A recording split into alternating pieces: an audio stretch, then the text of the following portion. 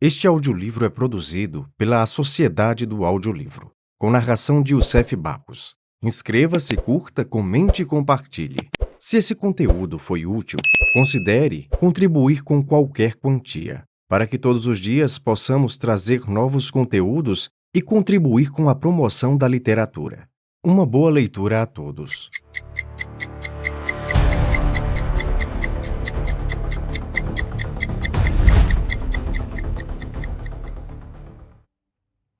Capítulo 5. Mãe, minha mãe, como estou contente! Suspirava a moça, envolvendo o seu rosto no avental da velha de feições fatigadas e deprimidas, que de costas voltadas para a clara luz das janelas, estava assentada na única poltrona da saleta pobre. Estou tão contente, repetia ela. É preciso que estejas contente também. A senhora Varri estremeceu e pousou na cabeça da filha suas mãos magras e branqueadas de bismuto. Contente, repetiu também. Eu só me sinto contente quando te vejo representar. Tu não devias pensar em outra coisa. Mr. Isaacs foi muito bom para nós, e nós lhe devemos dinheiro. A moça ergueu a cabeça aninhada. Dinheiro, mãe? Inquiriu ela. Que quer isso dizer? O amor vale mais que o dinheiro. Mr. Isaacs nos adiantou 50 libras para o pagamento de nossas dívidas e para fornecermos uma roupa conveniente a James. Tu não deves esquecer isso, Sibyl. 50 libras formam uma grande soma. Mr. Isaacs foi muito amável. Não é um gentleman, minha mãe. E detesto o seu modo de falar comigo, replicou a moça, levantando-se e dirigindo-se à janela. Não sei como nos arranjaremos sem ele, objetou a velha, gemendo. Sibyl Vane balançou a cabecinha e pôs-se a rir. Mãe, não teremos mais necessidade dele, de hora em diante. O príncipe encantador ocupa-se de nós. Calou-se. O sangue afluíra-lhe às faces. Uma respiração ofegante entreabriu as pétalas de seus lábios trêmulos. Uma aragem quente de paixão parecia envolver e agitar as dobras graciosas de sua roupa. Eu o amo, disse ela simplesmente. Criança louca, exclamou a velha, acentuando a resposta com um gesto grotesco dos dedos curvados carregados de joias falsas. A criança ainda riu. Havia em sua voz o júbilo de um pássaro na gaiola.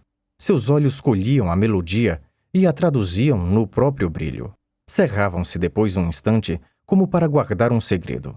Quando se abriam de novo, a bruma de um sonho havia passado por eles. A sabedoria de lábios murchos falava-lhe na velha poltrona, sibilando-lhe essa prudência inscrita no livro da covardia com o nome de senso comum. Ela não escutava. Sentia-se livre na prisão de sua paixão. Seu príncipe, o príncipe encantador, estava com ela. Recorrera à memória para tê-lo perto. A sua alma prendia-o, seus beijos queimavam-lhe os lábios, as pálpebras, sentia-as aquecida pelo seu hálito. A sabedoria então mudou de método e falou em inquérito e espionagem. O mancebo talvez fosse rico e, neste caso, poder-se-ia pensar em casamento. A moça percebia as vogas da astúcia humana rebentando junto às conchas de suas orelhas. Crivavam-na todas as setas do ardil. Percebeu que os lábios murchos se alongavam e de novo sorriu. Subitamente experimentou a necessidade de falar. Agastava-se com o monólogo da velha. Mãe, mãe, bradou, por que tanto há de ele me amar? Quanto a mim, bem sei por que o amo. É porque ele é tal que poderia ser o próprio amor, que vê ele, porém, em mim. Não sou digna dele, e, entretanto, não saberei como explicar. Julgando-me bem inferior a ele, não sinto até agora a humildade. Sou altiva, extremamente altiva. Mãe, dedicarias tanto amor a meu pai, como eu ao príncipe encantador? A velha mulher empalideceu sob a camada de pó que lhe cobria o rosto e seus beiços secos se torceram num esforço doloroso. Sibyl correu para ela, passou-lhe os braços pelo pescoço e deu-lhe beijos. Perdão, minha mãe. Eu sei quanto te são penosas as referências a meu pai. Não é, porém, porque o amasses muito. Não te entristeças tanto. Eu também sou hoje tão feliz como o eras há 20 anos. Ah, pudesse eu sempre ser feliz. Minha filha, tu és muito criança para pensar em amor. E depois, que sabes tu desse rapaz? Ignoras até seu nome. Tudo isso é aflitivo e, verdadeiramente, no momento em que James vai partir para a Austrália, e em que tenho tantos cuidados, acho que devias mostrar-te menos inconsiderada. Entretanto, como eu já disse, se ele for rico... Ah, mãe, deixe-me ser feliz. A senhora Vane mirou-a, e com um desses falsos gestos cênicos, que muitas vezes, nos atores, são como uma segunda natureza, estreitou sua filha nos braços. Neste momento, a porta abriu-se e entrou um rapaz de cabelos castanhos eriçados. Tinha a figura maciça, grandes pés e grandes mãos, e qualquer coisa de brutal nos movimentos. Não possuía a distinção de sua irmã. Custava-se a acreditar no próximo parentesco que os unia. A senhora Vane fixou os olhos nele e intensificou seu sorriso. Mentalmente, elevou seu filho à dignidade de uma plateia. Estava certa de que o quadro devia ser tocante. Devias guardar um pouco de teus beijos para mim, Sibyl, disse o moço, numa queixa amigável. Ah, mas tu não gosta dos beijos que te damos, ponderou ela. Jim, tu és um triste urso velho. E pôs-se a correr na saleta a dar-lhe beliscões. James Vane olhou com ternura sua irmã. Desejaria que viesses passear comigo, Sibyl. Creio que nunca mais tornarei a ver esta vil Londres, e de certo não demoro. Meu filho, não diga essas coisas tão tristes, murmurou a senhora Vane, apanhando com suspiros um pretensioso vestido de teatro e procurando agitá-lo. Ela lastimava que o filho houvesse chegado tarde para poder juntar-se ao grupo de momentos antes. Ele teria aumentado o patético da situação. Por que, minha mãe? Por que me afliges, meu filho? Espero que tu voltes da Austrália com uma bela posição. Penso não haver sociedade alguma nas colônias ou outra coisa a que se possa dar este nome. Assim, quando fizeres fortuna, voltarás a tomar o teu lugar em Londres. A sociedade, resmungou o rapaz, não quero conhecer dela. Eu desejaria ganhar bastante dinheiro para fazer vocês duas deixarem o teatro. Você e Sibyl. Detesto o teatro. Oh, Jim, retrucou rindo Sibyl. Como és pouco amável. Mas queres realmente passear comigo? Será uma gentileza. Receava que fosses apresentar despedidas a algum dos teus amigos. A Tom Hardy, que te deu esse horrível cachimbo. Ou a Ned Langton, que escarnece das tuas pitadas. É muito amável de tua parte teres-me reservado a tua última tarde. Aonde iremos nós? Se fôssemos ao parque... Eu estou muito surrado, replicou ele carrancudo. Só as pessoas elegantes vão ao parque. Que asneira, Jim, suspirou ela, passando a mão pela manga do vestido. Ele hesitou um momento. Bem, eu vou, disse por fim, mas não demores muito a vestir-te. Ela saiu dançando. Ouviram-na cantarolar ao subir a escada, e em cima os saltinhos de seus pés miúdos. Ele percorreu a sala 2 ou 3 vezes. Depois voltou-se para a velha, imóvel na sua cadeira. Mãe, as minhas coisas estão preparadas? Interrogou. Está tudo pronto, James, respondeu ela sem tirar os olhos do seu trabalho. Durante meses sentia-se pouco à vontade, quando se achava só com esse filho duro e severo. Sua leviandade natural era perturbada quando os olhares de ambos se cruzavam. Intimamente, ela sempre se consultava se ele nada desconfiaria. Como ele não fizesse observação alguma, o silêncio tornou-se-lhe intolerável. Iniciou assim as lamúrias. As mulheres defendem-se atacando, do mesmo modo que atacam por estranhas e súbitas derrotas. Espero, James, que te satisfaças com tua existência de ultramar, disse ela. É preciso te lembrar de que tu mesmo o escolheste. Terias podido entrar para o escritório de um advogado. Estes formam uma classe respeitável e muitas vezes, no interior, jantam em casa das melhores famílias. Odeio os escritórios e os empregados, atalhou ele. Mas a senhora tem razão. Eu mesmo escolhi o meu gênero de vida. Tudo o que lhe posso dizer é que deve velar por Sibyl. Não consinta que lhe aconteça uma desgraça. Mãe, é preciso prestar bem atenção. James, tu falas de modo estranho. Sem dúvida, hei de velar por Sibyl. Ouvi dizer que um cavalheiro vinha todas as noites ao teatro e passava ao camarim para falar-lhe. É direito? Que quer isso dizer? Falas de coisas que não compreendes, James. No exercício da nossa profissão, estamos habituadas a receber muitas homenagens. Eu mesma, no meu tempo, ganhei muitas flores. Era quando a nossa arte era verdadeiramente compreendida. Quanto a Sibyl, não posso ainda saber se a sua predileção é séria ou não, mas não resta dúvida de que o moço em questão é um perfeito gentleman. A mim trata-me sempre com extrema polidez. Demais, tem a aparência de rico e as flores que me envia são deliciosas. Não sabes, porém, o seu nome? Inquiriu ele asperamente. Não, confessou placidamente a mãe. Ele não revelou ainda seu nome. Penso ser muito romanesco de sua parte. É provavelmente membro da aristocracia. James Vane mordeu os beiços. Vale sobre Sibyl, mãe. Atenção nela. Meu filho, tu me desesperas. Sibyl está sempre sob minha vigilância particular. Seguramente, se esse gentleman for rico, não há razão alguma que a impeça de contratar com ele uma aliança. Penso ser um aristocrata. Tem todas as aparências. Devo dizê-lo. Poderia arranjar-se um brilhante casamento para Sibyl. Seria um par encantador. As suas maneiras só o recomendam. O moço resmungou algumas palavras e pôs-se a tamborilar com os dedos grossos na vidraça. Voltava-se para dizer alguma coisa, quando Sibyl entrou, às carreiras. Como estão sérios? Como ambos estão sérios? Observou ela. Que há de novo? Nada, retrucou ele. Às vezes é preciso estar-se sério. Até à vista, mãe. Jantarei às 5 horas. Tudo está enfardado, exceto minhas camisas. Por isso não te inquietes. Até logo, meu filho, disse a velha com um requebro teatral. Ela estava contrariadíssima com o tom de que seu filho usara, e qualquer coisa no olhar deste a amedrontava. Beija-me, mãe, minha mãe, disse a moça. E seus lábios em flor pousaram nas faces esmaecidas da velha, reanimando-as. Minha filha, exclamou a senhora Vane, de olhos no teto, procurando uma galeria imaginária. Anda, Sibyl, convidou o irmão, impaciente, que detestava as afetações maternais. Ambos saíram e desceram a triste Euston Road. Elevava-se uma ligeira viração e o sol resplandecia alegremente. Os transeuntes estranhavam esse tipo grosseiro, no seu fado surrado, em companhia de tão graciosa e distinta rapariga. Lembrava um jardineiro lambrego caminhando com uma rosa na mão.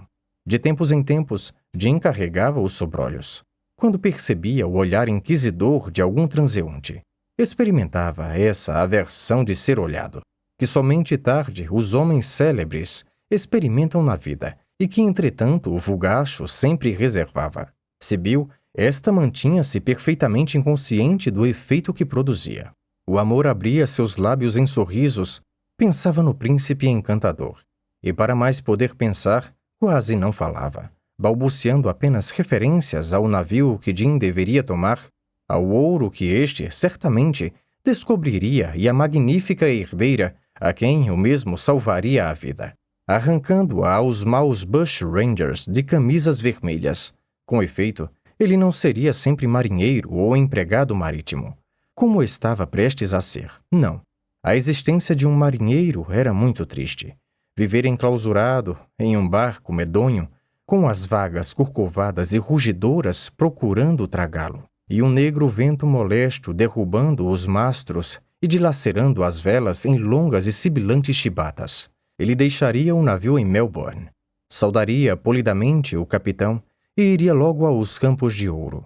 Antes de uma semana encontraria uma grande pepita, a maior até então descoberta, e haveria de trazê-la à costa em um veículo guardado por 6 policiais a cavalo. Os bushrangers os atacariam 3 vezes e seriam batidos, com grande carnificina. Ou então não, ele não iria aos campos auríferos. Eram maus sítios, onde os homens se embriagam, se matam nas tascas e usam de má linguagem. Ele seria um soberbo criador. E uma noite, quando regressasse à casa, no seu carro, descobriria a bela herdeira, a ponto de ser raptada em um cavalo negro por um ladrão, correria a salvá-la. Ela certamente se enamoraria dele, assim se desposariam e voltariam a Londres. A habitar uma casa magnífica, sim, ele teria aventuras deliciosas. Seria, porém, necessário que ele se conduzisse bem, não abusasse de sua saúde e não despendesse loucamente o seu dinheiro. Ela só tinha 1 ano mais do que ele, mas conhecia tanto a vida, Seria também necessário que James lhe escrevesse por todos os correios e recitasse as suas orações todas as noites. Antes de deitar-se, Deus era muito bom e velaria por ele. Também rezaria por ele, e dentro de alguns anos, ele regressaria perfeitamente rico e feliz. O rapaz a ouvia desenchabido e não respondia. Empolgava-o a tristeza de abandonar o seu lar. Ainda não era somente isso o que o tornava receoso e melancólico. Por mais inexperiente que fosse, tinha um vivo sentimento dos perigos da posição de Sibyl. O jovem dandy que lhe fazia a corte nada tinha de recomendável para ele. Era um gentleman e o detestava por isso. Por um curioso instinto de raça, que a si mesmo não sabia explicar, e que, por esta razão, ainda mais o dominava. Conhecia também a futilidade, a vaidade de sua mãe, e aí via um perigo para Sibyl e para a sua felicidade. Os filhos começam por amar os pais, passam a julgá-los quando envelhecem e algumas vezes os esquecem. Sua mãe. Ele tinha consigo uma questão a resolver a propósito dela. Uma questão que ele guardava desde alguns meses de silêncio. Uma frase casual que ouvira no teatro. Uma chacota sufocada que apreendera em certa noite de espera à porta dos camarins. Tinha-lhe sugerido ideias horríveis.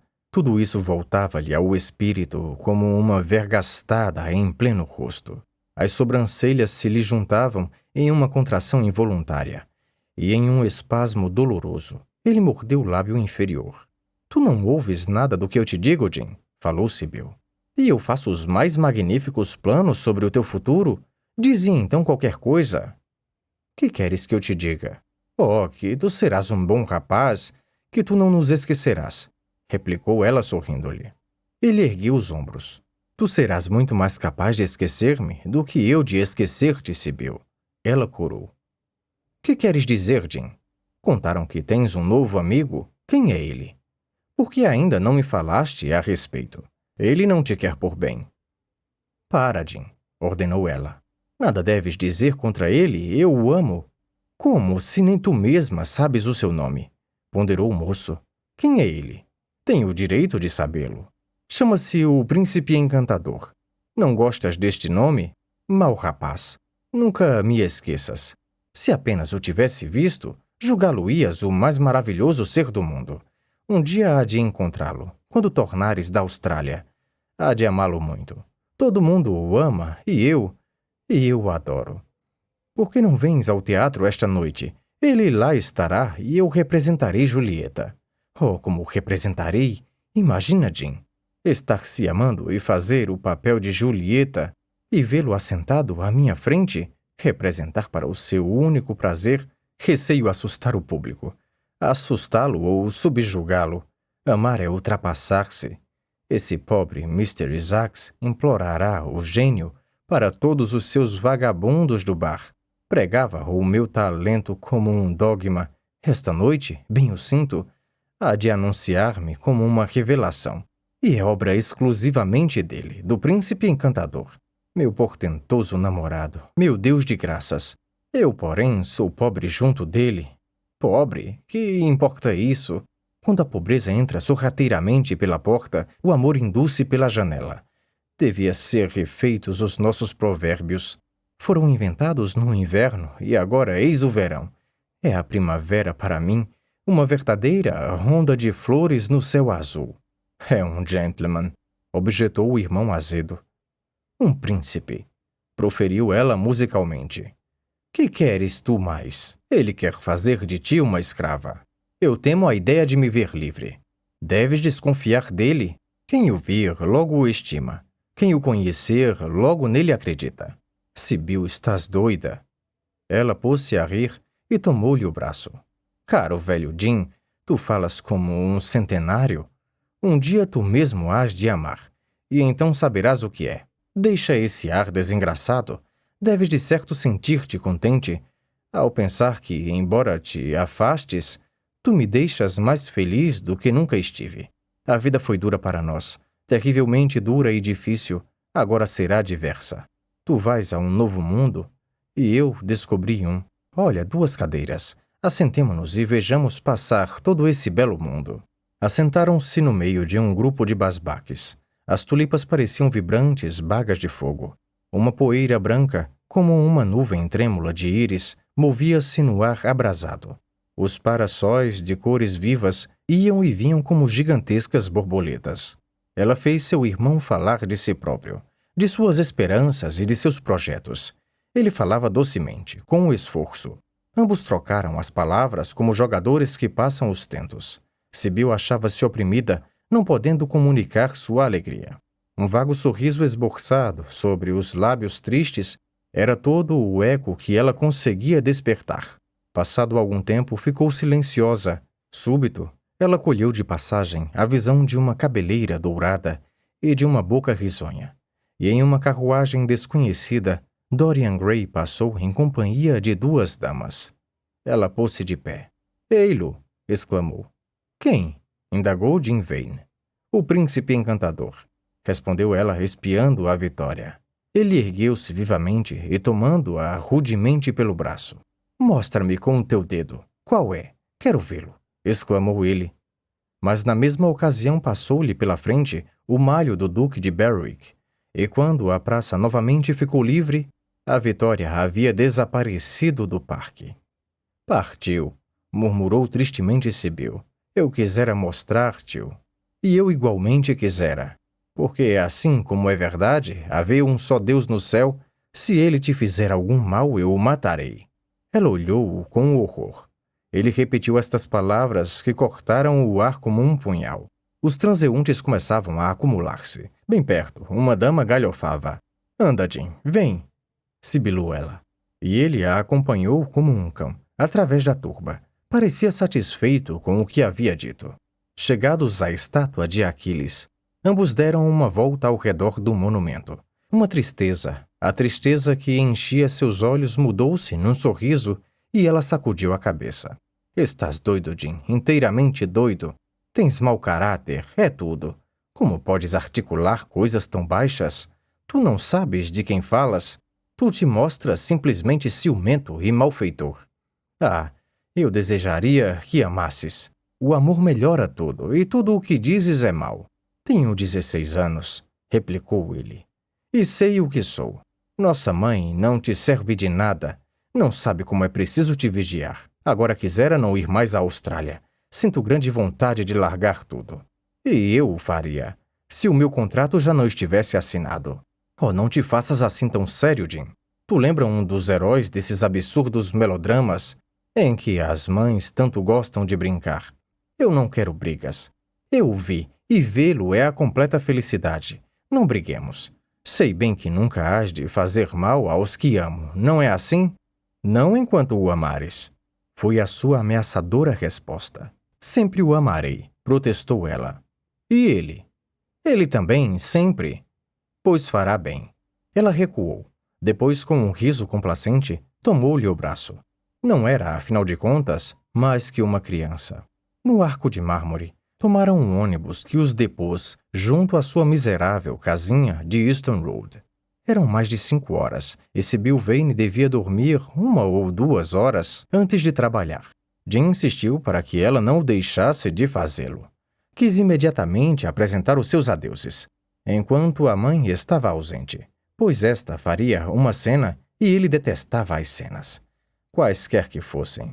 Separaram-se no quarto de Sibyl. O coração do mancebo estava repleto de um surdo ciúme, de um ódio ardente e mortal contra esse estranho que, no seu entender, vinha plantar-se entre os dois. Contudo, quando ela lhe passou os braços em torno do pescoço e seus dedos lhe acariciaram os cabelos, ele se enterneceu e beijou-a com real afeição. Quando desceu, seus olhos marejaram-se de lágrimas. Embaixo a mãe o esperava, resmungando contra a demora quando ele ia entrando. Ele nada respondeu e assentou-se diante da sua minguada refeição. As moscas volitavam ao redor da mesa ou passavam pela toalha cheia de nódoas. Através do ruído do ônibus e das carroças que subiam a rua, ele percebia o sussurro que devorava cada um dos minutos da sua vida restante naquele ponto. Passado um instante, afastou o prato e ocultou a cabeça entre as mãos. Parecia-lhe que tinha também o direito de saber. Já lhe teriam dito se fosse aquele em que pensava. Sua mãe o contemplava, revelando receio. As palavras caíam-lhe dos lábios maquinalmente. Um lenço de seda rasgada enrolava-se-lhe nos dedos. Quando soaram 6 horas, ele ergueu-se em direção à porta. Voltou-se e pôs-se a olhá-la. Seus olhares se cruzaram. Ela parecia suplicante. Isto o enraiveceu. Mãe, disse ele, tenho qualquer coisa a pedir-lhe. Ela nada respondeu e seus olhos vaguearam pela sala. Diga-me a verdade, preciso sabê-la. Você era casada com meu pai? Ela soltou um profundo suspiro. Era um suspiro de alívio. O momento terrível, esse terrível momento que, dia e noite, durante semanas e meses, esperava receosa, tinha enfim chegado, e ela já não se sentia amedrontada. Era verdadeiramente para ela como um desapontamento. A questão assim vulgarmente lançada exigia uma resposta direta. A situação não havia sido preparada gradualmente, era cru. Parecia-lhe isso um mau ensaio. Não, respondeu, espantada da brutal simplicidade da vida. Meu pai era então um patife, gritou o rapaz cerrando os punhos. Ela balançou a cabeça. Eu sabia que ele não era livre. Nós nos amávamos muito. Se ele tivesse vivido, teria juntado para nós. Meu filho, não fales contra ele. Era teu pai e era um gentleman. Tinha altas relações. Uma maldição escapou-se-lhe dos lábios. Para mim tudo isso é indiferente, gritou ele. Mas não deixe sozinha Sibyl. É um gentleman, não é? O seu apaixonado de hoje? Pelo menos ela o diz.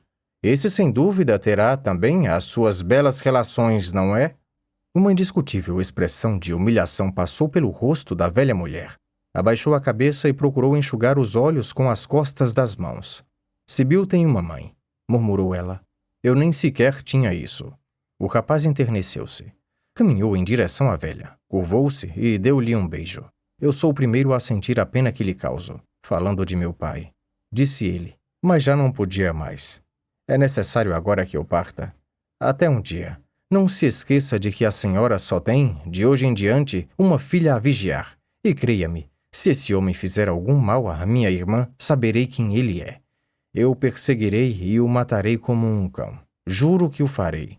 O extremo exagero da ameaça, o gesto apaixonado que a acompanhava e a sua expressão melodramática tornaram a vida mais interessante aos olhos da mãe. Estava familiarizada com esse tom. Respirou mais livremente e, pela primeira vez, depois de meses, admirou realmente o filho. Ela teria gostado de prosseguir na cena, nessa nota comovente, mas o rapaz não consentiu. Já haviam feito descer as malas e estavam os mantos preparados. A criada do aluguel ia e vinha, e foi preciso contratar o cocheiro. Os instantes eram absorvidos por vulgares pormenores. Foi com um novo desapontamento que ela agitou o lenço de rendas pela janela. Quando seu filho partiu no carro, sentiu que uma magnífica ocasião estava perdida. Consolou-se falando a Sibyl na desolação que seria dali por diante sua vida, quando já não tinha senão um filho a aguardar. Repetia esta frase que lhe havia agradado. Nada disse, porém, da ameaça. Esta havia sido viva e dramaticamente exprimida. No fundo, bem sentia que um dia todos eles haviam de rir juntos.